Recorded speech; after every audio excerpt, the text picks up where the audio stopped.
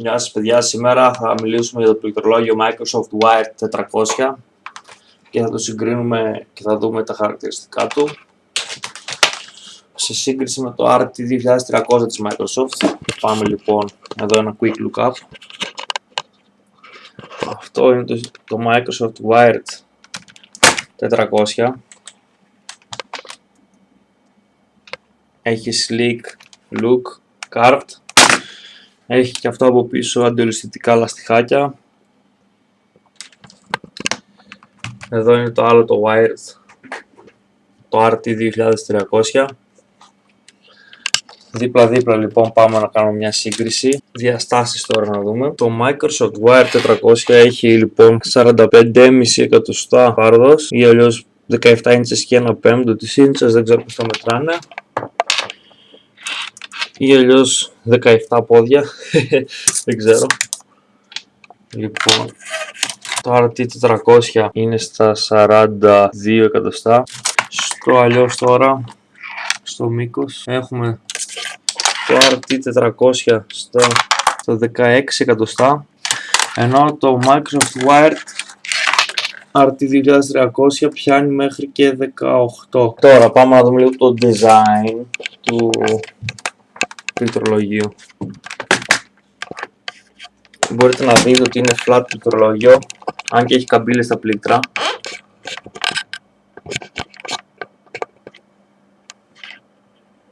Είναι λίγο flat, έχουν όλα τα πλήκτρα καμπύλες. Δεν βοηθάει αρκετά για το gaming σε σύγκριση με το απλό RT2300 που έχει τέτοια πλήκτρα.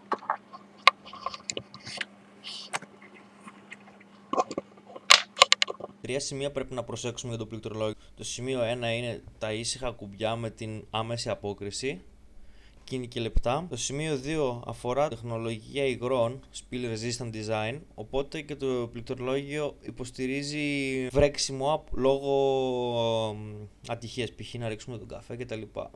Το σημείο 3 που είναι το κουμπί των Windows, υπάρχει σε όλα τα Microsoft πληκτρολόγια, είναι ένα πολύ χρήσιμο κουμπί και βλέπεις κατευθείαν όλες τις εφαρμογές σου από την έναρξη. Εννοείται αυτό, εντάξει, το ξέραμε. Επίσης είναι το πληκτρολόγιο, το νούμερο 4 μας δείχνει τα βίσματα, είναι plug and play, που σημαίνει δεν χρειάζεσαι επιπλέον drivers για το πληκτρολόγιο, απλά το συνδέεις και παίζει. Τα άλλα τρία σημεία αφορούν το ποντίκι που έρχεται πακέτο με αυτό το πληκτρολόγιο και αφορούν, ας πούμε, το σημείο 5 λέει την άνεση που είναι αμφίδρομη, είναι και για τα δύο χέρια. Δεν έχει διάκριση ή καμπύλη, ειδικά για δεξί ή αριστερό χέρι. Το 6 είναι η οπτική τεχνολογία των 800 dots per inch ή αλλιώς 800 pixel ανά ίντσα. Είναι μια καλή ανάλυση στα 800 dpi για ποντίκι. Και επίσης το 7 είναι το scroll wheel που είναι ελαστιχένιο και είναι άνετο και μπορείς να κάνεις navigate στις σελίδες εύκολα. Microsoft Basic Optical Mouse version 2 είναι μικρό ποντίκι σχετικά. Δείτε. Αυτά είναι τα δυο μου δάχτυλα. Είναι μεγαλύτερο από τα ποντίκια laptop, αλλά είναι πάλι μινιατούρα από μόνο του. Τα κλικ του ηχηρά, η ροδέλα κύλησης πολύ ωραία αίσθηση αφήνει, αλλά χτυπάνε τα πλήκτρα, έχει... Δεν ξέρω, ο τρόπος κατασκευής των πλήκτρων δεν είναι και πολύ καλός. Βλέπετε εδώ πέρα έχει γεμίσει βρωμιά, από κάτω έχει 4 λαστιχάκια, πολύ ελαφρύ ποντίκι, μόνο του πετάει πάνω στο mousepad το γυαλιστερό. Αυτό δεν είναι μαλακό pad, είναι σκληρό pad. Αυτό είναι δώρο με τη σειρά Microsoft ποντίκι 400, Microsoft Basic 400, δηλαδή αυτό το πληκτρολόγιο είναι σετάκια αυτά τα δύο. Δεν μου αρέσει και πολύ σαν ποντίκι σε σύγκριση με το άλλο ποντίκι της Microsoft, το Basic, που θα το συγκρίνω στο επόμενο βίντεο ή θα το βάλω μαζί με αυτό σε split screen για να συγκρίνουμε και τον ήχο. Βρίσκουμε 10 εκατοστά πάνω από το ποντίκι και να ακούγει το ήχος για να συγκρίνουμε τα κλικ.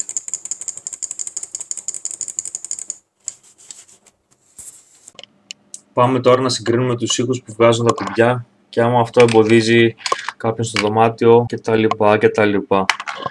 Θα τοποθετήσω ανάμεσα στα δύο πληκτρολόγια την κάμερα και το μικρόφωνο ακριβώς στο κέντρο τους σε ύψος 10 εκατοστών και θα πατάμε λίγο πρώτα από το Wired και μετά από το RT2300. Λοιπόν, Πάμε στο πληκτρολόγιο της ημέρας, αυτό εδώ.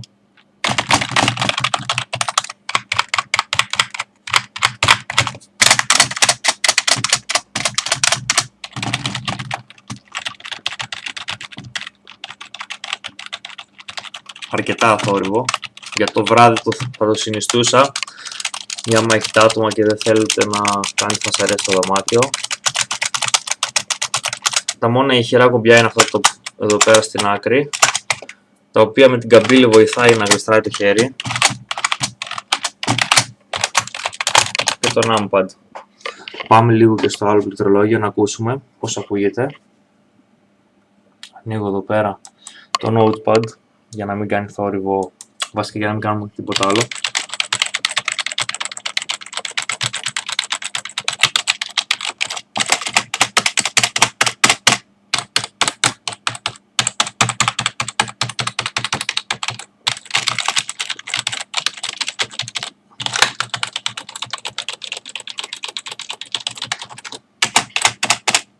Πάμε μια και τα δύο πληκτρολόγια μαζί να ακούσουμε ήχους.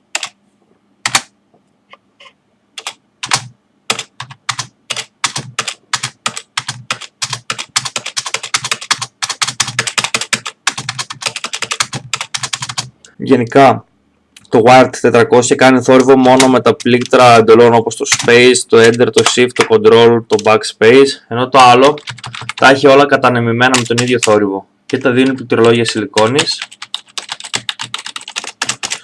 Αλλά εγώ θα συνιστούσα αυτό εδώ πέρα για τη νύχτα, όταν θέλουμε πολύ να δαχτυλογραφούμε ή να παίζουμε gaming και χρησιμοποιούμε πιο πολύ τα QWERTY και τα πλήκτρα γενικά αυτά, εκτός από τα Enter και τα Shift. Ενώ το άλλο πληκτρολόγιο είναι σε γενικές γραμμές πιο φασαριόζικο. Thank you for watching again.